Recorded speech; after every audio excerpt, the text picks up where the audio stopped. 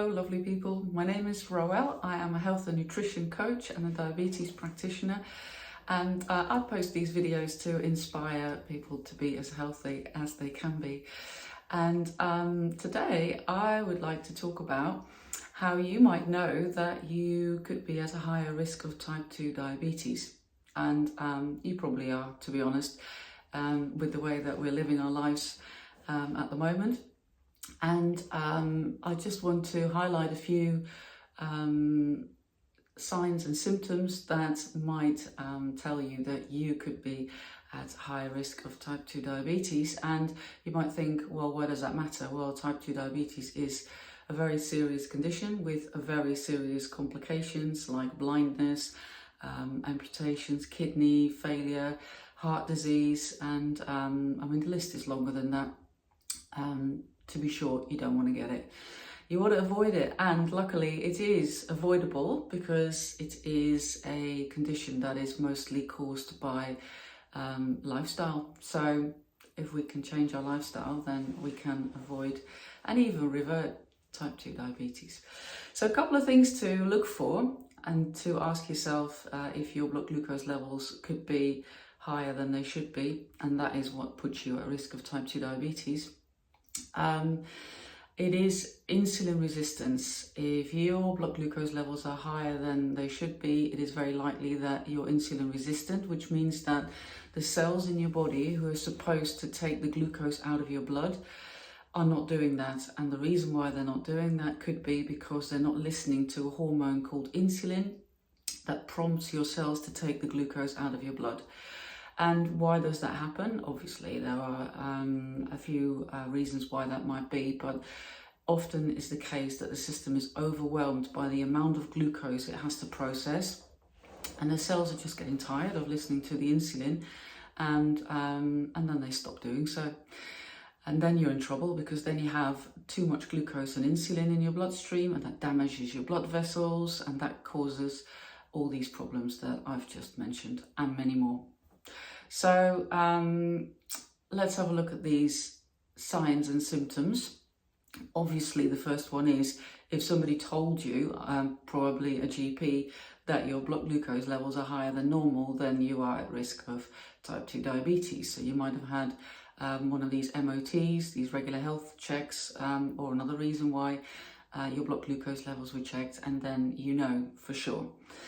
Not everybody has that information, so there are a few other things that you can look for. If you have massive sugar cravings, that could be a sign that you are insulin resistant, because your body just wants more and more glucose. It doesn't need more glucose, it needs access to the glucose. It could be if you're feeling hungry after you've just had a meal. That can also be an indication that you are insulin resistant. So that's another thing to look out for. If you had a meal and 10 minutes later, you still feel like eating. Frequent urination. If you need to go to the toilet for a wee often, then that may indicate that your body is expelling a lot of fluid, and that may mean that you also have higher than normal blood glucose levels. That can then also lead to extreme thirst, so that's the next sign to look out for. If you're always thirsty, then that could be also a sign. Now the next one is maybe not so much a symptom, but it could actually be a cause, and that is fat around your abdomen. That's called visceral fat. That is the fat, your tummy fat. If you have excess fat around your belly, that can actually cause insulin resistance. Your belly fat in particular secretes a hormone that actually can promote insulin resistance. So something that you want to avoid. But if you do have a lot of fat around your tummy, then it is more likely that you are going to be insulin resistant.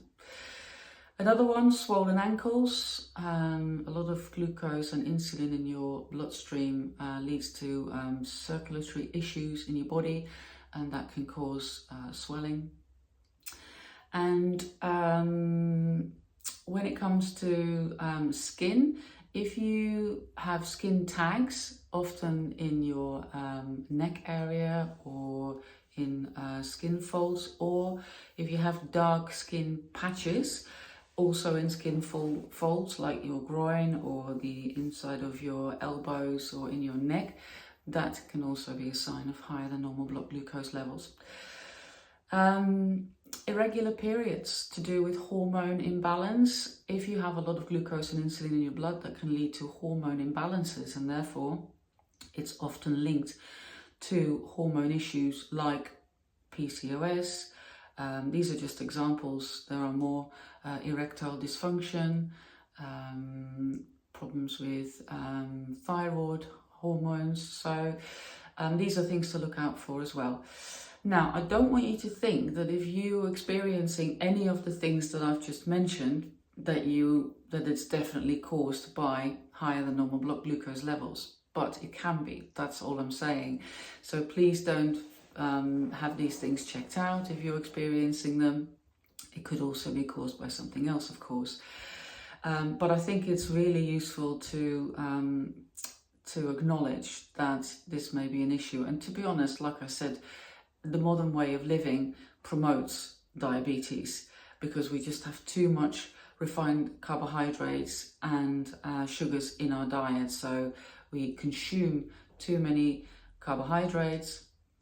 These need to be processed by your body, and your pancreas will have to produce insulin.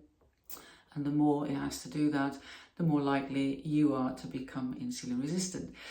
So, like I said, it's easy to reverse that and to avoid type 2 diabetes once you know what's going on.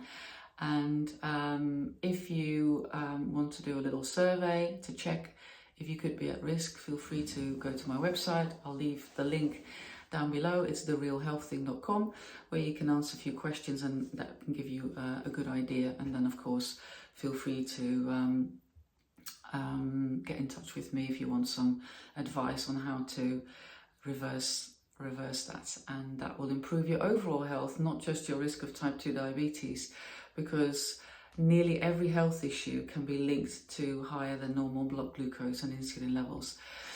I hope you found that helpful, and go and check it out if you could be at risk, and let me know if you need any help. And thank you for watching this video, and I'm looking forward to seeing you in my next video.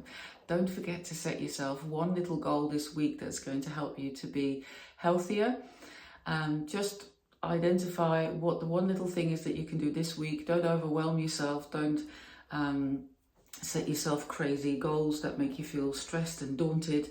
Just pick up on one thing that you can do better, and do that one thing this week, just this week, and see how it feels. And then next week you can make another decision about whether you want to roll that over or if you want to do something else.